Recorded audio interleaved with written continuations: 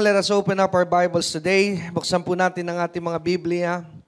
Let's prepare our hearts. Buksan po natin ang ating mga Biblia, Hebrews chapter 12, beginning verse 5 to 11. Samahan niyo po ako sa pagbasa sa Hebrews chapter 12, beginning verse 5 to 11. Nandun na po ba tayong lahat? Kung tayo po'y naroon na, can I hear amen? Amen. Praise God. So let's read. Ang sabi po sa verse 5, Hebrews 12, ang sabi po'y ganito. And you have forgotten the exhortation which speaketh unto you as unto children. My son, despise not thou the chastening of the Lord, nor faint when thou art rebuked of him. For whom the Lord loveth, he chasteneth. For a while, let's stop there. Lagyan po natin, if you have your Bibles with you, could you please put an underline or a marker doon po sa word, mga words na nakalagay, for whom the Lord loveth, he chasteneth, and scourgeth every son whom he receiveth. Amen? So yun po ay nasa verse 6. Amen? Sabi po, for whom the Lord loveth, he chasteneth and scourgeth every son whom he receiveth. Now let's continue. And sabi po sa verse 7, if you endure chastening, God dealeth with you as with sons. Amen? For what son is he whom the Father chasteneth not? But if you be without chastisement, whereof all are partakers, then are ye bastards and not sons? Furthermore, we have had fathers of our flesh which corrected us, and we gave them reverence. Shall we not much rather be in subjection unto the Father of spirits and live? For they verily for a few days chasten us after their own pleasure. But he, or referring to God, for our profit, that we might be partakers of his holiness. Now no chastening for the present seemeth to be joyous, but grievous. Nevertheless, afterward it yielded the peaceable fruit of righteousness unto them which are exercised thereby. Tayo po ay sandaling yumuko at tayo po ay manalangin. O Diyos, samang makapangyarihan sa lahat, God, we submit our lives, ourselves, and everything to you this afternoon. Holy Spirit, we invite you once again to fill us today with your presence because you are the greatest teacher of the church. Panginoon, gamitin mo lamang po ako sa hapong ito because we have prepared for this, Panginoon, and we are ready to receive your word today. At tulungan mo nga po ang bawat isa na naririto, Panginoon, don't fail their expectation that they will be filled today to the fullness of your word, Panginoon. Huwag mo pong hahayaan, Panginoon, na ang bawat buhay ng naririto will not be transformed, will not be revolutionized by your words, Panginoon. Let there be a revival and revolution in this house today, Lord. Gamitin mo lamang po akong instrumento, gamitin mo lamang po akong daluyan, and I yield fully to you, Lord. I do not rely on my knowledge, I do not rely on my wisdom, but I rely on your anointing, Panginoon. Maraming salamat po, maingat na ibinabalik po namin sa iyo ang pinakamataas na papuri, parangal at pagsamba, at ang lahat po ng may hiningay nagsabi ng malakas na Amen. Palakpakan po natin ng Diyos na buhay. And you may be seated into the presence of the Lord. Okay, pag-aralan po natin Hebrews chapter 12, beginning verse 5 to 11. Kung mapapansin po natin yung verse 5 sa panimula po ng ating pong kinuhang talata, dito po sa hapong ito ng ating pong pag-aaral, if you would notice, ang sabi po ng verse 5 ay ganito, and you have forgotten. So doon pa lamang po sa mga talata, sa mga salita na binanggit sa talatang 5, talatang 5, ay meron na pong pagpapahiwatig na ito pong mga bagay na sinabi po nung sumulat ng Hebrews chapter 12 ay meron pong halo na tinatawag na pagpapaalala. Kanina ay akin pong nabanggit sa inyo na ang paalala ay gamot daw po saan? Sa mga taong nakalilimot. Amen? Kaya sabi po ng Hebrews chapter 12 verse 5, ang sabi, and you have forgotten. What are the things that this church in the book of Hebrews has forgotten? Ano po yung nakalimutan nila? Ano po yung ipinapaalala nung sumulat sa kanila? Ang sabi po, which speaketh unto you as unto children. Ang sabi, my son, despise not thou the chastening of the Lord. So ano po yung kanila pong nakakalimutan marahil? Yung pong tinatawag na pagtutuwid ng Diyos. At ang sabi po rito, and I ask you to underline it, ang sabi po kanina, but before we go to the words that I asked you to underline, pansinin po natin, dalawang bagay ang nais ko pong ating tangkilikin at ilagay sa ating pong puso sa hapon pong ito. Ang sabi po ng words ay ganito, my son, number 1, despise not thou the chastening of the Lord. Number one is to despise it. What is the word despise means? Ano po ibig sabihin ng word na despise? Ibig po sabihin ng despise ay huwag mong talikdan, huwag mong baliwalain, huwag mong bigyan ng walang halaga. Alin? Sa sandali na tayo daw po ay dumaraan sa pagtutuwid ng Diyos. Amen? Pangalawa, ang sabi rin po ng salita ng Diyos is not only despise it not, ang sabi rin po, whenever we go to the chastisement of God, ang sabi po ng Bible, let us not faint. Ano po yung word na faint? Ibig po sabihin ng word na faint, huwag po nating ipanghina. May mga tao po kasi na pag dumadaan sa pagtutuwid ng Diyos ay nanghihina. Nawawala ng gana, nawawala ng drive, nawawala ng motibasyon. At ano po ang lahat ng dahilan kung bakit po dumarating sa punto na ang isang mananampalataya ay napupunta doon sa salitang despise and faint.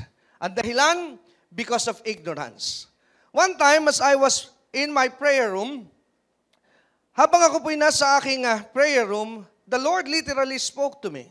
Nagulat po ako dahil habang ako po'y nananalangin, the Lord speak to me about something and He said to me this kind of words. And sabi niya, you know my son, and sabi niya, the problem of the church and your problem is not the devil. And I said, God, what did you say?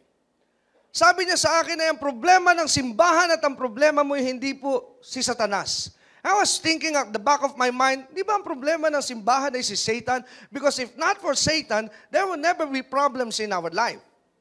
Pero again, the Lord spoke to me, it's not Satan your problem. And I said to the Lord God, okay, if that's you, well, teach me. Turuan mo ako, paunawa mo sa akin anong ibig mo sabihin. Naunawa ko po ang ganito, na ang pinakamalaking problema nga, tunay ng simbahan, it's not Satan. Do you wanna know? Alam niyo po kung anong pinakamalaking problema ng simbahan? The biggest problem of the church is ignorance. Medyo gisingin ko kayo. Ang pinakamalaki pong problema ng mananampalataya, katangahan. Sabi mo sa iyong katabi, tanga ka ba? Ayan, nagising na kayo. That's the biggest problem. Hello? Then prove it to us. Bakit hindi problema si Satan? How come that Satan is not a problem? Well, let me direct you to Romans 16:19. Sabi po ng Romans 16:9, ang sabi po that Satan is under where? Under your feet. So, 10 ang lokasyon at 10 ang destinasyon ni Satan sa mga anak ng Diyos, tapakan mo lang. Hello? At ang sabi pa ng salita ng Diyos, we are more than a conqueror. At ang sabi pa ni Juan sa kanyang sulat, that greater is He that is in us than he that is in the world. My God. Amen? So, mas makapangyarihan daw po ang sumasa atin kaysa saan? Sa mga nasa sanlibutan. So, Satan is not our problem. And the Holy Spirit again taught me on this at sabi niya, look at the Bible. And sabi niya, pag-aralan mo ulit ang Biblia. And He brought me to the story of Jesus. There's one time na si Jesus po ay nasa isang bangka and then he went down to the place called Gadarenes. I don't know if you are familiar with the story, but this is in the book. Bumaba po si Jesus sa bangka at nandun po siya sa isang lugar na kung tawagin ay Gadarenes. At doon sa lugar na yon ay meron pong isang lalaki and this man was not an ordinary man. Why? Dahil this man was possessed by demons and not just one but legion. Hello? Napakadami pong kargang demonyo nitong taong ito. But as soon as Jesus came to that place, nakita po siya nung tao na puspos ng demonyo. At ang sabi po nung lalaki, he was being used by the demon right there. Ano po? At ang sabi nung lalaki, Jesus, Son of the living God, why are you here? Are you here to torment us before the time? Sino po ang natakot? Si Jesus po ba? O yung mga demonyo na nandun sa lalaki? Yung mga demonyo. Now, something tells me here, if Jesus is in us, everywhere you go, the demons tremble. Hello. Why? Because greater is He that is in you than he that is in the world. Kaya sabi rin ang salita ng Diyos, just resist the devil and he will flee from you. Amen? Now think about this. Look at the pattern. In the Garden of Eden, hindi po dumiretso si Satan kay Adan. Kanino po siya pumunta? He go to Eve. Do you have any idea why Eve? Amen? I heard something.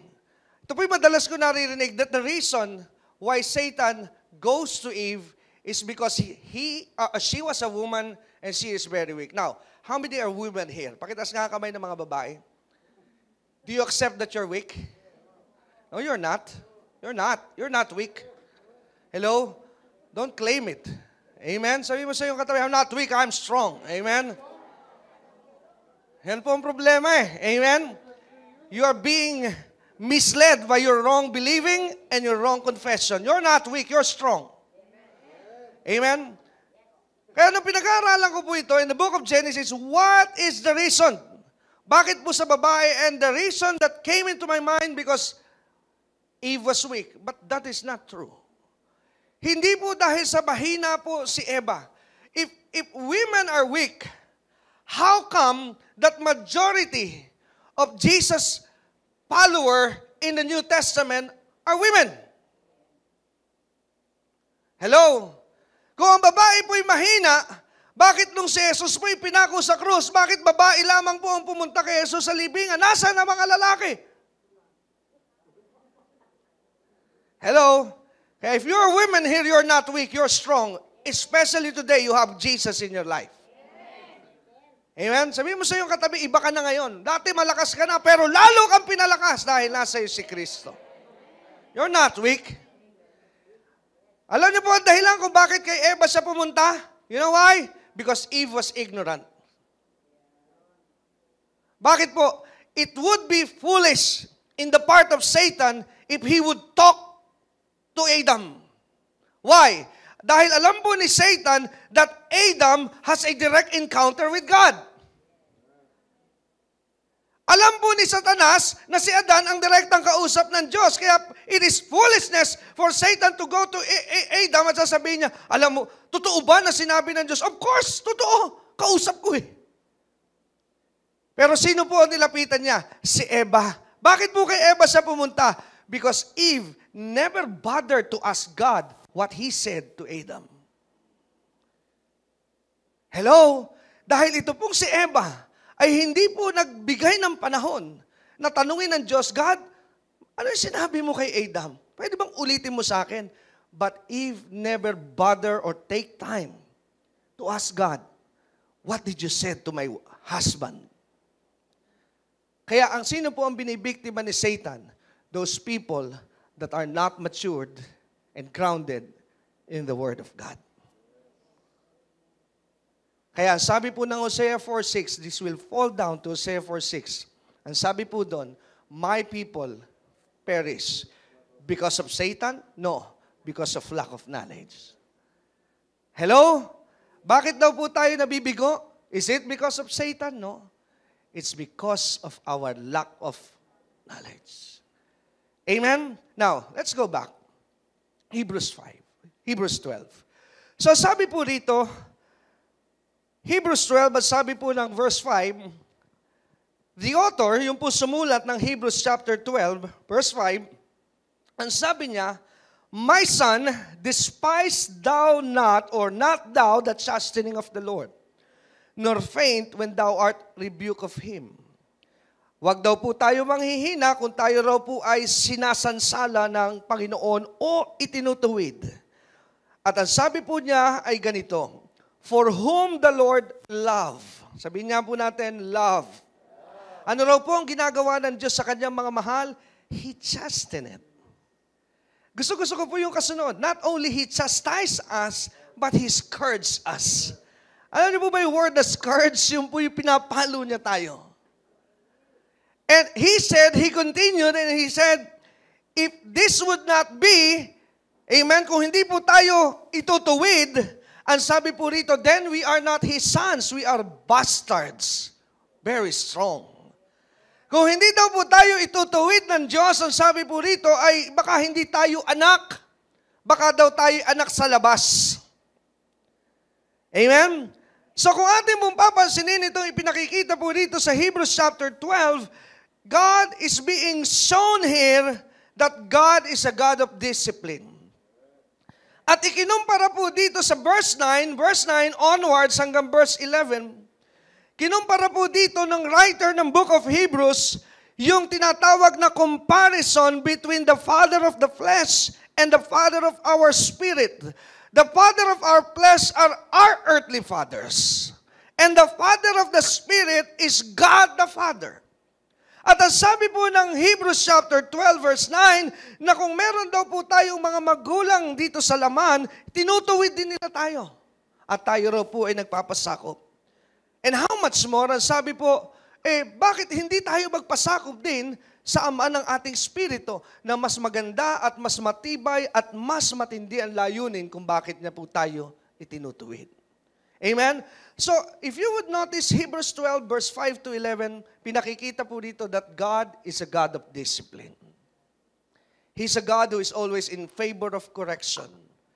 At ang sabi po rito, ang Diyos daw po natin ay Diyos na nagtutuwid ng kanyang mga anak. Now, ang isa po sa nilalaman ng mensahe ngayong pong hapong ito is, I want to help you. Gusto ko po kayong tulungan because here, nakita po natin na ipinakikita po rito that God is a God of discipline. Ngunit, atin pong unawain at atin pong pansinin na may mga pagkakataon sa buhay po natin na bilang Kristiyano na hindi natin ma-distinguish yung difference between correction and trials. Are you getting my point? Uulitin ko po. Ang problema po, maraming sa ating mga kapatid at mga mananampalataya, hindi po natin ma-distinguish. Ibig po sabihin, hindi natin makita yung diferensya ng kaibahan ng pagtutuwid at ng pagsubok. Bakit po? As I was preparing this message a few weeks ago, natuklasan ko po that there is only a thin line that separates between correction and trials. Bakit po? Sapagkat pag dumadaan po tayo sa correction and trials, kadalasan parehas po ang gamit. And that is what we call problems.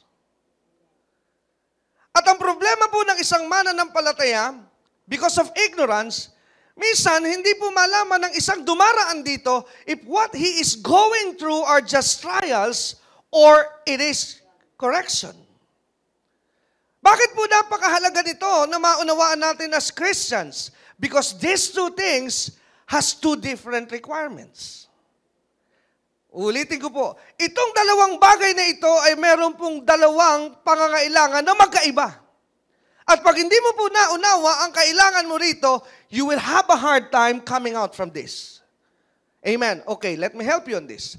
Pag tayo po'y dumadaan sa pagsubok, sabi po ni Santiago, rejoice, be glad, amen, when you go into a fiery trial. Pag tayo po'y dumaraan sa pagsubok, what we need is to rejoice. In other words, let us just be patient. Amen? Pag ang isa pong yung buhay dumaraan sa pagsubok, magala ka lang. Magi ka pong pasensyoso. Amen? Bakit po? When you are in trials, get ready because God is about to promote you. Bakit po ba nagtetest sa eskwelahan? Kayo ba'y naniniwala that you cannot go to grade 2 unless you pass all the tests of grade 1? Basically, that's the same with God. Kaya hindi po tayo mapagpala ng malaki ng Diyos because in little things we did not pass. Hello? Amen. So kaya ating unawain po, pag tayo nasa pagsubok, ano po ang kailangan? Ano po ang kailangan? Rejoice and just be patient. Trust God that He will see you through. Hello? Pero pag ikaw po'y nasa correction, sabi po ng Biblia, a person who is going through a correction, it's not joyous, it's grievous. Did you see that? Okay, let me show you to you. Sa banda pong verse 11, look at verse 11. Go to verse 11. Hebrews chapter 12. Look at that. Now, ang sabi po ng verse 11, Hebrews 12, now no chastening or chastening for the present seemeth to be joyous. Amen? Ano raw po nangyayari if you are passing through chastisement? Sabi, it's not joyous. But what's your emotion there? And sabi po, it's grievous. Amen? So habang dumaraan ka sa pagtutuwid, you can smile. Hello? Hindi ka po makatawa, hindi ka makangiti. Now, pansinin po natin na when you are passing correction, hindi po rito applicable yung joyous and patience. What will get you out of correction is repentance. Am I getting through you now? Amen? Ang tanging paraan po para makalabas ka sa pagtutuwid ng Diyos ay pagsisisi. Kaya may mga mananampalataya na lilito. Hindi nila ma-distinguish, ano ba itong problema ko? You have to determine. Because if that is just a testing, then just be patient. But if that is a correction, ang kailangan po'y pagsisisi. Dahil without repentance, you're not coming out. Hello? At ang isa pong tao nagsisisi, pag nagsisi po ang tao, it's not a 360 degrees turn. It's only 180 degrees. Bakit po 360? Pagka 360 po ang ikot mo, ito ka na naman. Ang isa po nagsisisi, 180 lang. I'm not coming back, Lord, because I have repented. Nakukuha po natin ito. Kaya ngayon pong hapon, gusto ko pong tulungan tayo para ma-identify po natin what are the things that are happening in our life. Kasi baka ka po kaya nagtatagal dyan, it's not a testing anymore. You are in the process of correction and you do not know it. Dahil maliwanag po ang Hebrews chapter 12 that God is like a father in the flesh. He is in favor of correction. Now, alam niyo po ang Diyos, wala po kayo bang mapagkumparahan sa Panginoon, bagamat there are a lot of things that you can compare God to. Pero ang pinaka-naisip ko po ay ang aking Ama. Today, let me just talk to you about Pastor Greg, or some of you know him as Brother Greg or Bishop Greg. Ay po, bilang isang anak, hindi po madali na mabuhay sa pamilya ng isang pastor. Now, I'm a father now. Ako rin po ay ama na ngayon. And I found out na hindi rin po pala madali na maging magulang o maging parent na isang pastor. Why? Pressured. Why? As a parent, you're pressured always to train your child. Why? Dahil lahat po ng ginagawa ng iyong anak, it will always be reflected back to you. Kaya nga ito po ang aking panuntunan. Hindi ko man kilala ang iyong tatay, hindi ko man kilala ang iyong nanay, but the way I see your character, parang nakita ko na ang tatay mo. Tingnan mo nga ang iyong katabi. Kilala mo ba tatay ko? Kung ano yung ugali ng anak, yun na rin yung tatay. Do you believe that? Pag magaspang ugali ng bata, minsan gano'n na rin yung tatay. Pag siya, gusto niyo po makita tatay ko, wag na. Sa'yo pa lang, hirap na ako eh. Baka lalo na sa tatay mo. Gusto mo, pastor, isama ko rito, daddy ko, pastorin mo, sa'yo lang, nahirapan na ako eh. Wag na yung tatay mo, sa ibang church na lang. Hello? Amen? Mas doble anointing noon. Amen? So, napagtanto ko po that it's not easy to be a parent to a kid if you are a pastor. But also, napagtanto ko rin po that it's not easy also to be a child or a son of a pastor. Amen? Dahil yung pong pressure sa magulang, bababa sa iyon. Amen? Kaya ng aking pong ama, si Pastor Greg, as I was telling you, wala naman siya ngayon dito. Amen? Alam niyo po, ang aking ama, when I was growing up, nung una po ay, honestly, when I was growing up, I regretted that Pastor Greg was my father. Really, I do. Hindi ko po kasi naiintindihan ako, lumalaki, at sabi ko, hindi ko gusto ang tatay ko. I hate him. Amen? Alam niyo po kung bakit? Malayo po ang gap namin. Kami po ay, we are all 3 boys, but malalayo po ang agwat namin. I am ahead of Kenneth 6.5 years. Then with Jonathan, another 6.5. So magkakaiba po kami ng level. Family planning po kami. Amen. So malalayo po ang agwat namin. So I cannot speak for my brother. I can only speak for myself. But this is my experience with my dad. My dad is a man of discipline. Ang aking pong tatay ay napaka-disiplinado pong ama. This is my training with him. Nung ako po'y lumalaki when I was 6, this is how he treated me. Nung ako po'y lumalaki sa aming bahay, meron po siyang isinet na mga batas sa loob ng aming tahanan. And one of those, whenever pag siya po'y sumipol, pag siya po'y tumawag ng pangalan, gusto po niya, 3 times lamang po ang pinakamatagal na pagtawag and 3 times you're out. Hello? At isa po sa signature ng aking tatay, hindi ko po kaya. Pero ito po, I know some of you are close to him dahil yung iba po yung mga workers dito. You just ask him, tanongin niyo, Pastor Greg, paano yung sipol niyo sa inyong mga anak pag tinatawag niyo siya? Siya lang po nakakagawa. Pag sumipol po yun, walang pito yun, pero naririnig ko siya kahit sa malayong lugar. It's amazing. Ano po? Yan po ang tatay ko. Pag pumito po siya and my body, my flesh is not in front of him, may kalalagyan po ako. Amen? At meron po kami doon sa aming bahay, doon sa kanila pong kwarto, nung araw, nung ako po when I was just a kid, meron po siya sabitan doon sa likod ng pintuan ng mga sintron. Pero meron po doon isang sintron.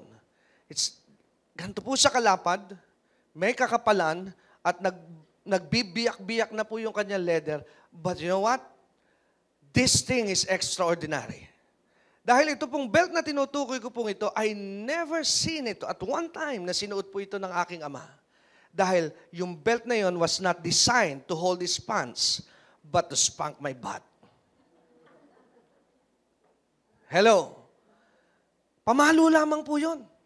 Hindi po niya yung ginagamit sa kanyang pantalon. Yung po'y nakadisenyo para po sa aking puwet lang. Amen? At ganito po ang aking tatay at sabi niya, when I say, you need to be home by 5, and I came 5:30, ako nakatayo na po yung sisipol na yun. At pag hindi pa po ako nakikita, sipol ulit. Pag nakatatlo at saka po ako nakita, lalapitan na ako doon. At tatawagin ako. Pero what I admired most with my father is this. I never think of a time that my father, ng aking pong tatay, has ever hit me in public places. Never in my life. Why? Because nakita ko po that the correction is okay, but be sure that you are correcting in love, not out of anger. May mga magulang, ganito po ang style. Pag nakita yung anak, dinadala sa tenga, halika nga dito. Sa gitna po ng mga kalaro. You know, that's not helping your kids. Hello? Why? Because you're demoralizing them.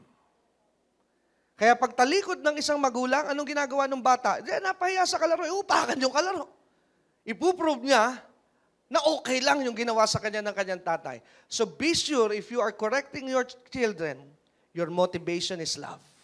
Because that is the right correction because God corrected us and His motivation is love.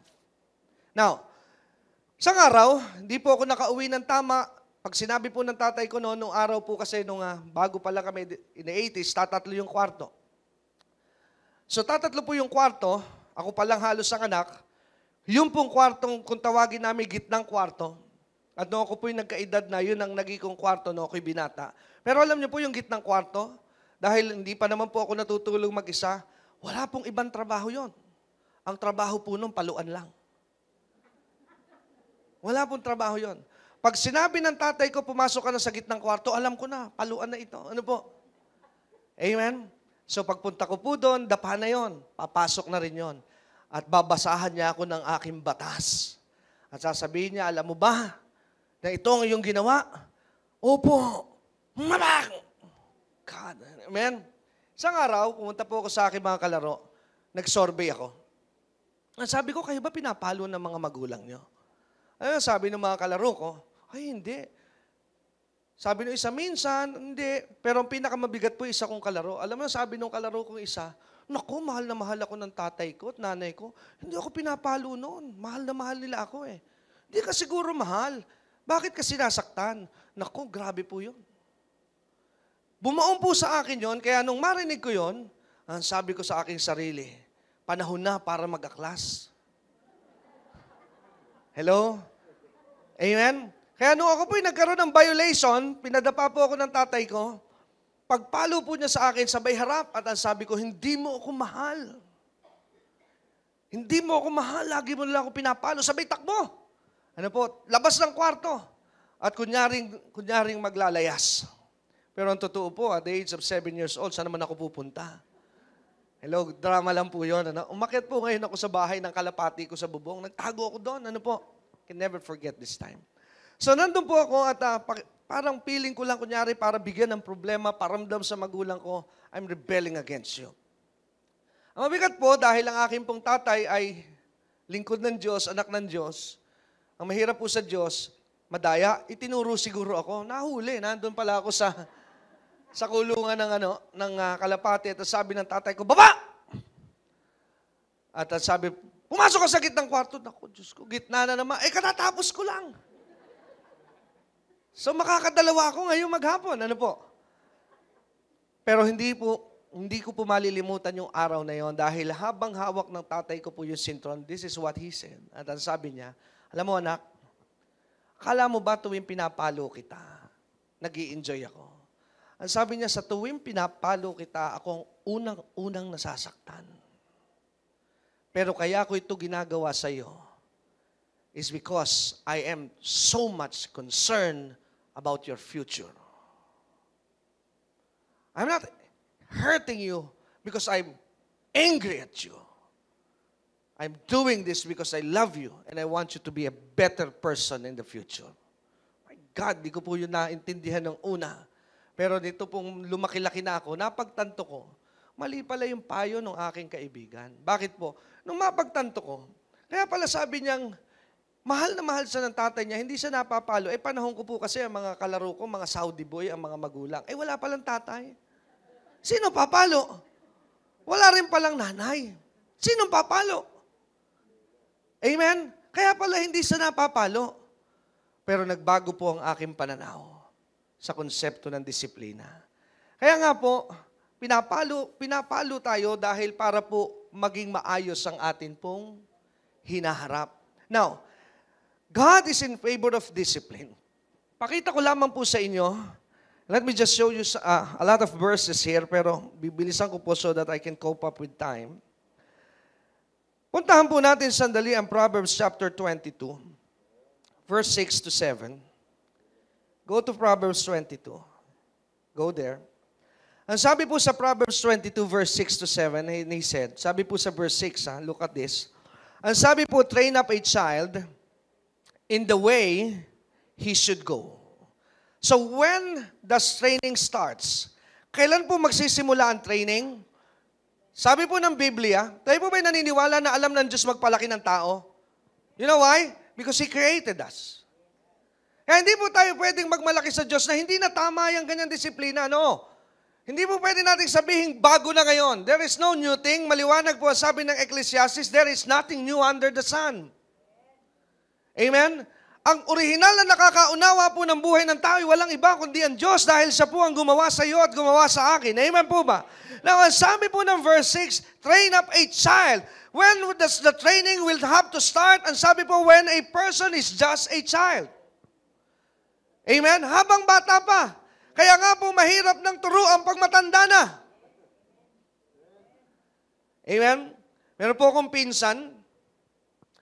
Pumupunta kami nung araw sa Quezon, hindi pa po Prayer Mountain ito, pero ito po ay isang ordinaryong parang burol at just a hill, maraming puno, nandun po ang nanay ni Pastor Greg, si Lola Sion.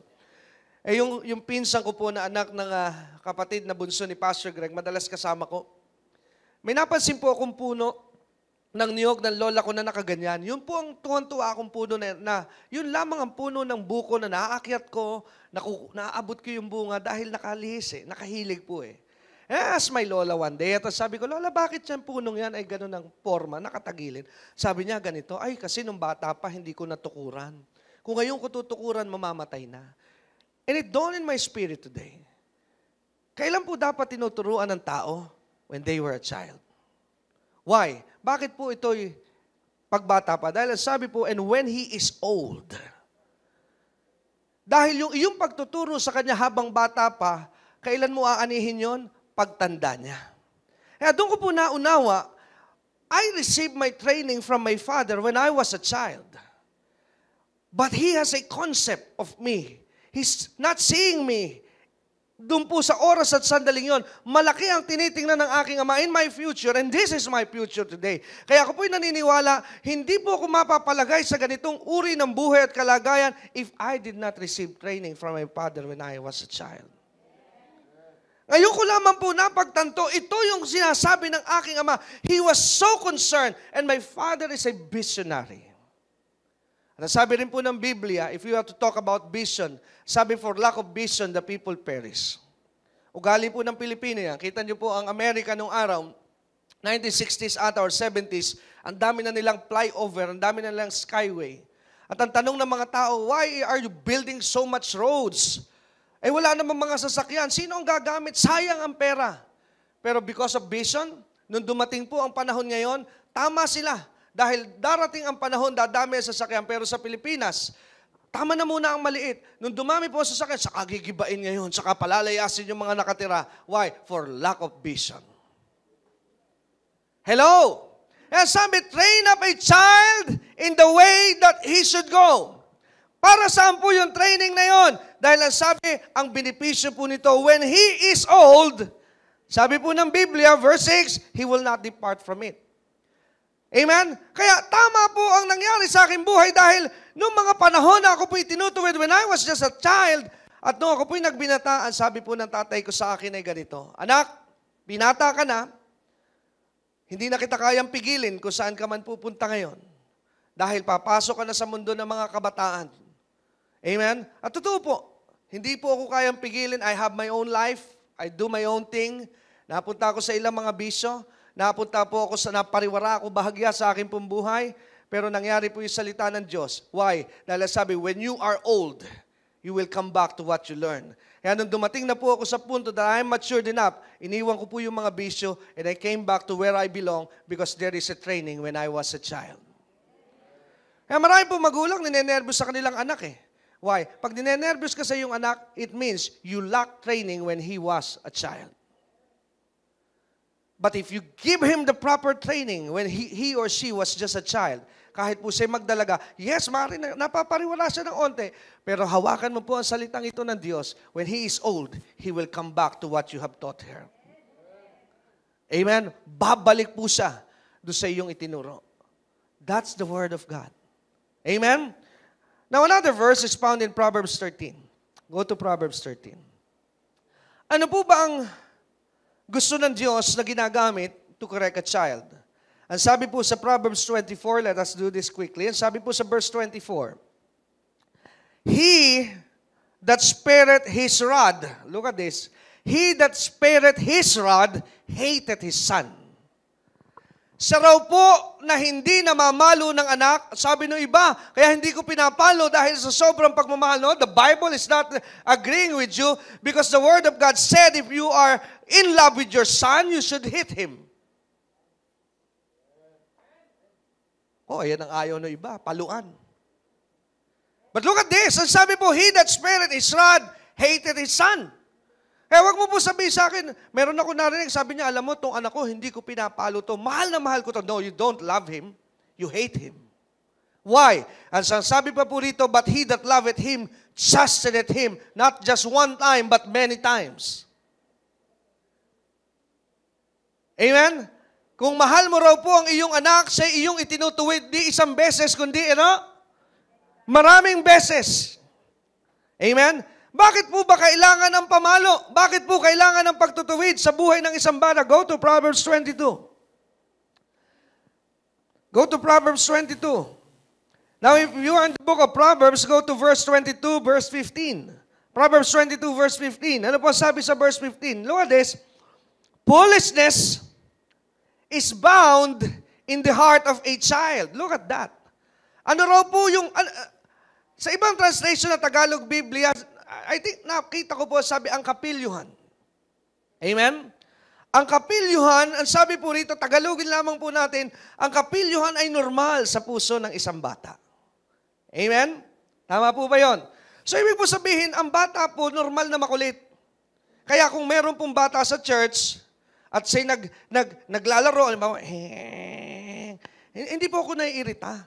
Kahit halimbawa po, yung bata nagdadaldal, laro siya ng laro, okay lang. Pero pagka po matanda na, ang gumagano, hindi na maganda.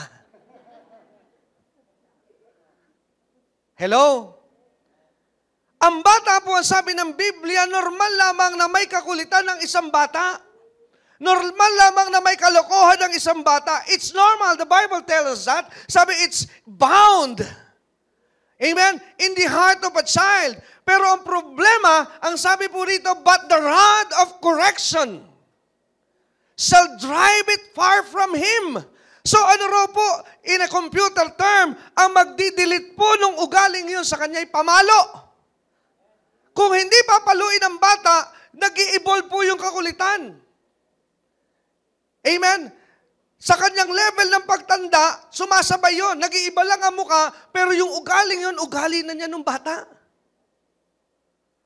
Hello? Kasi nung bata pa, may kalokohan na siya, hindi na iituwid. Kaya nung tumanda, may kalokohan, kaya lang big time. Bakit po gano'n na? Because the rod of correction was not applied to him. Hello? Ang sabi nga ng tatay ko lagi pag nakakakita ng bata, yung batang yan, kulang sa palo. Hello? Ngayon po na alam ko na itong Proverbs 32:15, pag nakakita po ako ng matandang makulit, yung matandang yan, hindi napalo. Tingnan mo nga yung katabi, ikaw ba yun? Hello? Amen? Why?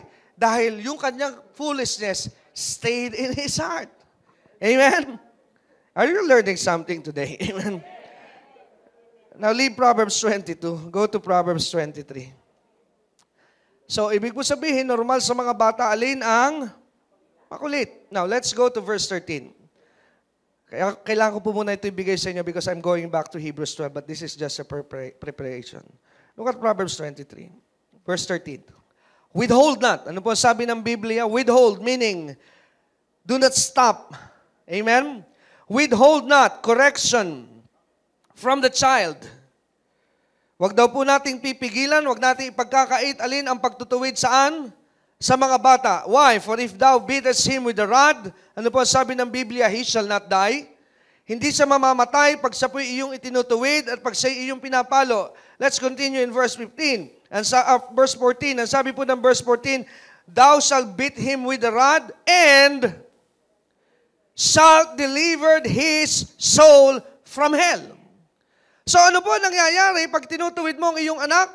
Hindi siya mamamatay, pero ano po sabi, siya iyong inililigtas para ang kanyang kaluluwa, amen, ay mailigtas mo saan? Sa impyerno. Kung iisipin mo po, why does the Bible tells us his soul from hell? Where's the spirit? Do you know that the soul and the spirit are two different things? Amen? Pero bakit po ang binanggit lamang po sa verse 14 is just the soul? Where would the spirit go? Alam niyo po ba yung soul from hell? Pababawin ko lamang po so that it will not be a theological point of view. Yung ibig po sabihin, deliver his soul from hell, ibig po sabihin ay maiiwas mo siya, matulungan mo siya sa ugaling impyerno. Hello? Para hindi po siya mag-asal demonyo. Paano po ang isang tao maiiwas para sa kanyang pagtanda, hindi asal demonyo? Then train him. Hello, we are just talking in the natural. Now go to Proverbs 29. Last po ito. Let's go. Last po ito sa Proverbs. Proverbs 29:15. Now in verse 15, look at this. The rod and reproof give wisdom. Ano raw po ang nagagawa ng pamalo at ng pagsansala?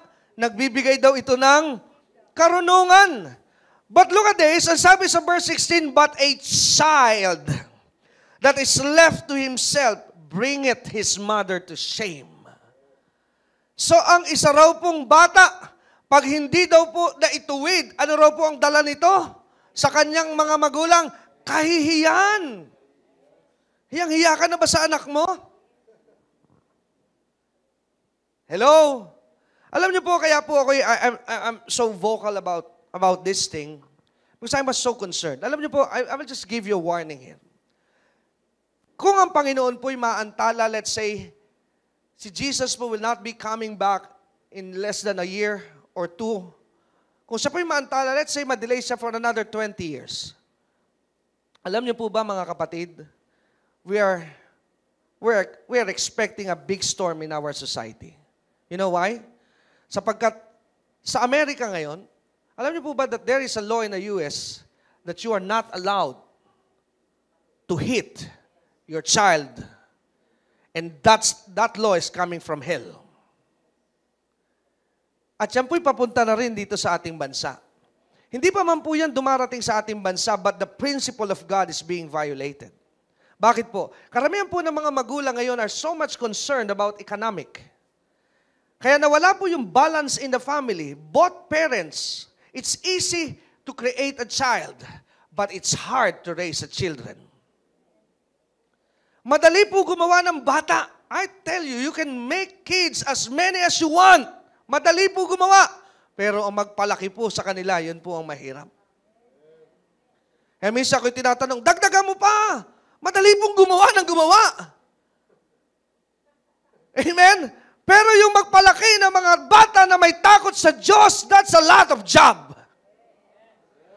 Pero kung gagawa ka lamang ng basta bata, madali po. Lalo na kung gagawin mo yung batang anak ng demonyo. It's very easy. Amen? Kaya pansinin po natin ang imbalance ngayon sa society. Nagtatrabaho si nanay, nagtatrabaho si tatay. Diyan po babagsak yan. Proverbs 29:15, a child left to himself. Ano raw po ang dulot nito? Shame. Kaya think about the coming generation. Pagpasok po ng henerasyong 30 years and below, o malayo pa yung 30, 20 years and below, ito na po yung henerasyon na walang disiplina. Now, this is my question. Are you ready for them? Hello? Ano po ngayon ang mga bata? Aba, magtataka ka. 7 years old, nagmumura na. In my time, my God. Hello? Amen? 7 years old, nangangatuwira na in my time. Hello? Kaya yung parating pong generation, that's a big storm. Kaya nga, lagi kong panalangin, Lord, I don't want to see that generation. Come, Lord Jesus, come quickly.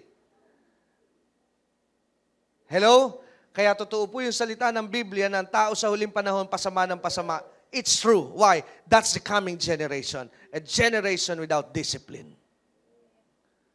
Problema ng mga magulang naman, ipapasok sa simbahan. Sali ka sa youth. Tatadyakan sa children's ministry. Ang pakiusap ko naman sa mga magulang, payag ba kayo? Paluin namin yan.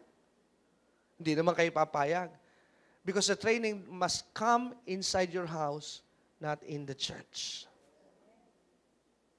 Hello? Now, let's go back. Balik po tayo, just preparing you for something here, bago po tayo mag-prepare for an end.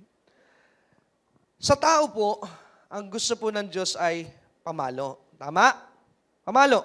Now, sabi po ng Hebrews 12 kanina sa ating pong teksto, ang Diyos po'y nagtutuwid. So it means ang Diyos din po'y namamalo. Bakit po ba napapalo ang isang bata? Dahil he or she violated something. Tama po ba yon? Paano po ba ang isang mananampalataya? Now, let's go now to the sheep and this is almost done. Ano po? Paano po ba papasok ang isang mananampalataya? Remember, I would like to help you to recognize if you are passing through trials or you are passing through what? Correction.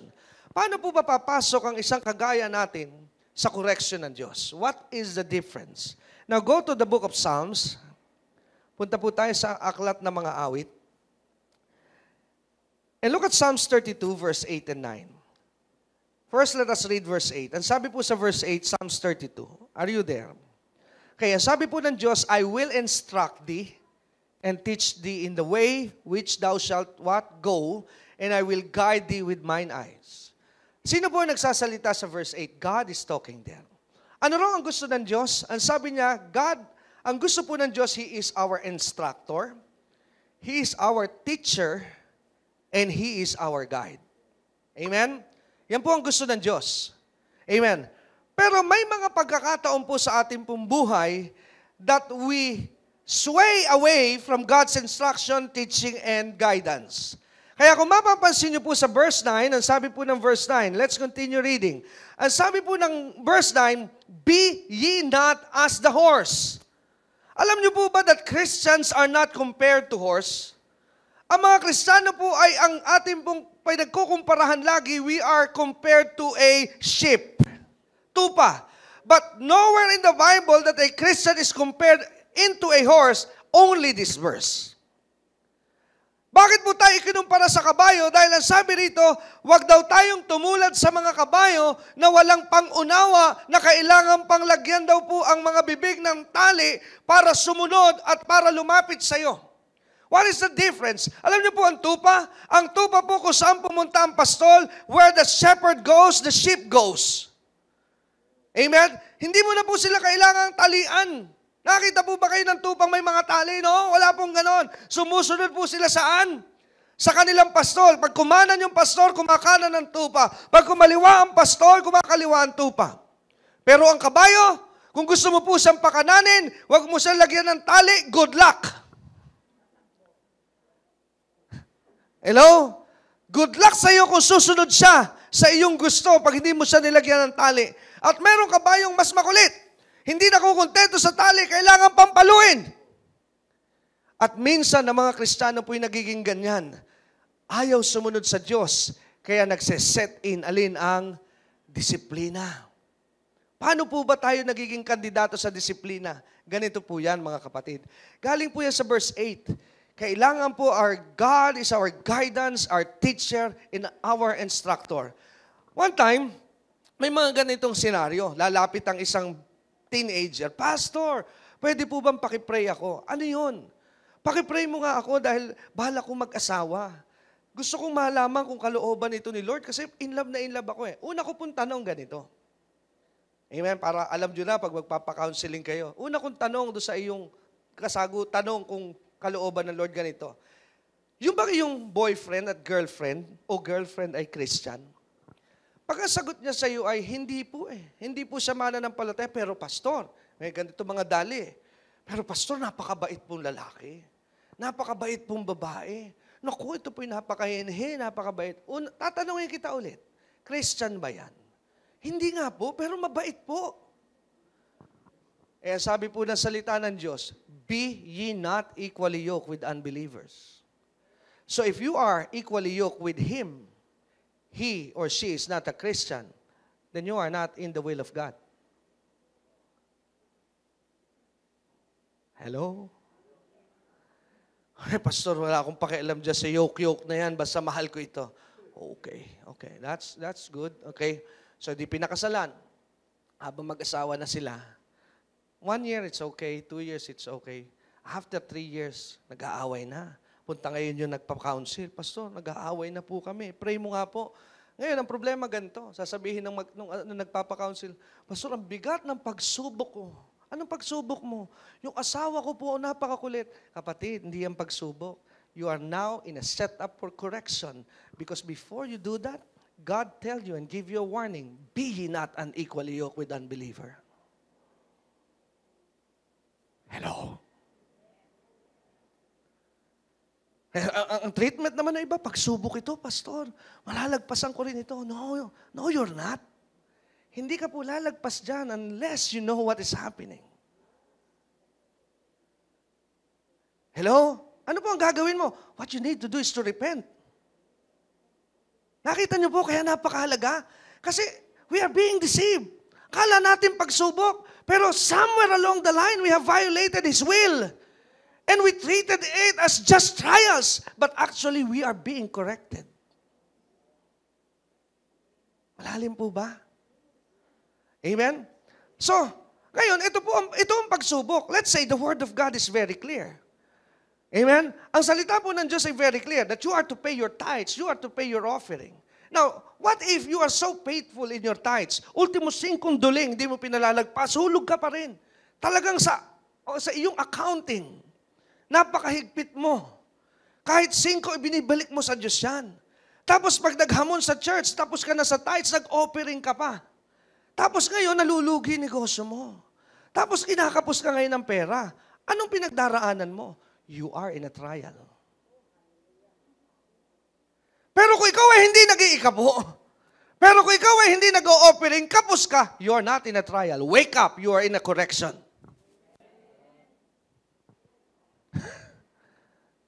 Hello? Kaya kahit anong daming prayer line ang iyong puntahan, hindi ka uunlad because you never learn.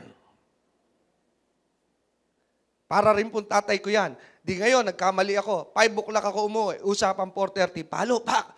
Kinabukasan po, pag 5 pa rin, palo ng palo yun, ng palo ng palo, hanggat di ako umuwi ng tama. Ganon din ang Diyos. Hanggat hindi ka tumatama, palo ng palo ng palo ng palo. Why? Because correction are designed for your future. Kaya alamin mo ngayon, anong pinagdaraanan mo. Amen? O may mga taong ganito, may sakit. Pagsubok ito, hindi ako makahinga. Pneumonia. Kapatid ko ba naninigarilyo? Oo, pero pagsubok to, no, you're not. You're in a correction process. Hello! Amen? Oh, na-high blood ako, taas ng BP ko. Pagsubok ito, kumain ka ba kagabi ng chicharon? Ang dami nga eh. You're not in a trial, you are in a correction. Sabi mo nga sa iyong katabi, gumising ka nga. Nagtatagal ka na dyan. Amen? Kinatandaan mo na yan. Palo lang ng palo, ng palo, ng palo. Hindi ka ba napapagod? Kaya ako po'y naniniwala, marami na sana sa simbahan na maunlad at mayaman kung nalaman lamang nila ang kaibahan ng pagtutuwid sa tinatawag na pagsubok. And majority of them are being deceived. Kala nila pagsubok lang, no? Kaya nga po'y pinakita ko po sa inyo, ang pagsubok po is based if you obey God's word but still something is wrong, God is just setting you for a testing. Pero if you are not obeying God's word and something is wrong, God is setting you up for correction. Hello? May mga pagkakataon po ganito. I'll just give you an example. May mga pagkakataon, kayo po ba'y naniniwala, and this is, last na po ito. Kayo ba'y naniniwala that not all the time, may salitaan Diyos sa lahat ng iyong mga kapasyahan. Hindi po lahat. Let's say, for example, meron kang business deal na papasukin. Meron kang pipirmahang deal, business. Wala ka naman makikita sa Biblia, thus saith the Lord, that business is yours. May mga bagay na may makikita ka sa Biblia, like if you want a partner in life, be ye not unequally yoked with unbelievers. Amen? Kung tatanungin mo, Lord, kailangan po ba ako magsimba? Well, the Bible said, huwag kalimutan ng pagtitipon. Hindi ka nagsisimba, so God is setting you for correction. Sabi mo sa iyong katabi, magsimba ka lagi. Dahil pag hindi ka nagsimba, yari ka. You're violating something. Hello? Amen. Now, may mga pagkakataon po wala sa Biblia. Halimbawa, kukuha ka ng kontrata. Pipirma ka ng isang kontrata. Kadalasan po kasi, kaya tayo pumapasok sa kontrata, malaki kaagad ang kita. Ang pinakita, ito kikitain. Yung kaagad ang nakikita mo. Tama po ba yun? May pagkakataon, hindi mo alam kung yun ba'y kalooban ng Diyos. Amen? But let me just give you this advice. As a child of God, we are always safe inside the will of God. Outside of His will, as a children of God, it's not safe for us there. The only place for us to be safe is in the will of God. Sa labas po ng kalooban ng Diyos, we are not safe there. Because outside the will of God, we are vulnerable. We can be touched there by the enemy. But if we are inside the will of God, God can protect you there. Hello? Amen. Now, may mga panahon na wala. Halimbawa, you are planning to move from one place to another. Mula dito sa San Juan, pupunta ka sa Pasig. Wala ka naman makikita sa Bible. Thus saith the Lord, you can go to Pasig. Amen. Paano po yung mga pagkakataon na ganon? Na ang Diyos po ay sasama sa iyo. Well, let me just give you this, and this is the last book tonight. Go to Colossians 3:15 if you are interested in this. Look at Colossians 3:15. Sabi po sa Colossians 3:15, and let the peace of God, what? Rule in your hearts, to the which also you are called in one body, and be thankful. So ano raw po, ang sabi po ng Amplified, let the peace, the soul harmony with comes from Christ rule as umpire continually. I like the Amplified. Ayan, meron tayong Amplified. Sabi, let the peace, the soul, the harmony which comes from Christ's rule act as an umpire continually. Paano po natin malalaman if God is inside our decision? May mga pagkakataon po na kukuha ka ng kontrata, ang una pong tanong, once you prayed for it, ang una pong tanong, how do you feel? Anong iyong nararamdaman on the inside? Pag sa iyo pong kalooban, kahit napakalaki ng kontrata, pero hindi ka payapa dito, don't sign it because God is not with you. Pero may mga pagkakataon na parang imposible yung ino-offer sa'yo, but there is this inner peace inside of you. This is my advice. Then sign it because God is with you. Why? Because the peace of God is ruling your heart. Amen? Kaya may mga pagkakataon po na mayroong isang kapatiran na nagpatotoo as I was preaching this, and sabi niya, Pastor, totoo yung sinabi mo. Ang sabi niya ganito, alam mo, Pastor, mayroon akong isang kakontrata. Mga eskwelahan, tatahian ko sila ng lahat ng damit. Ako po'y tuwan-tuwa sa laki ng halaga. Pero ano ba't nung pipirmahan ko na, mabigat sa kalooban ko? Pero Pastor, pinirmahan ko kahit mabigat sa kalooban ko. Nung una, ako'y tuwan-tuwa. Pero sa kalagitnaan ng kontrata, puro abirya, puro bolilyaso. Alam mo, Pastor, ngayon ko lang nalaman, ang akala ko'y pagsubok, kasama malaki yung blessing. Hindi pala pagsubok, ang aking pinapasok, pagtutuwid. Dahil beforehand, inaawat na ako ng Diyos, pero tinuloy ko. Dahil naghahaman lamang ako sa kita. Natuto na po ako, Pastor. I will trust the Spirit's leading starting today. Let the peace of God rule in my heart. Amen? Kaya pag magdi-decide po kayo, kung lilipat kayo ng bahay, pray. And if there is peace, then go. If there is no peace, then don't. Why? Because if you pursue without peace inside your heart, dahil maliwanag po sa salita ng Diyos that the Spirit of God will bear witness in your spirit. So paano po nakikipag-usap sa iyo ang Diyos? Not spirit to your ears, but spirit to your spirit. Kaya pag ang Diyos po'y nangusap sa iyo, you will feel it here. And if there is peace inside here, then God is telling you and is giving you a green light. Pero if there is something wrong in here, ito po'y payo ko sa inyo bilang mga kapatid, kung meron pong hindi maganda sa iyong kalooban, gaano man kalaki ang kontrata, then turn away from that. It's a trap of the enemy because he wants you to be set up for God's correction. Hello. Amen? Kaya nga po, doon mo po makikita ang difference between correction and trials. Trials sets in once you have done what God said, but still there is a problem, you are in trial. But correction sets in once you violated His will, then correction will come to you.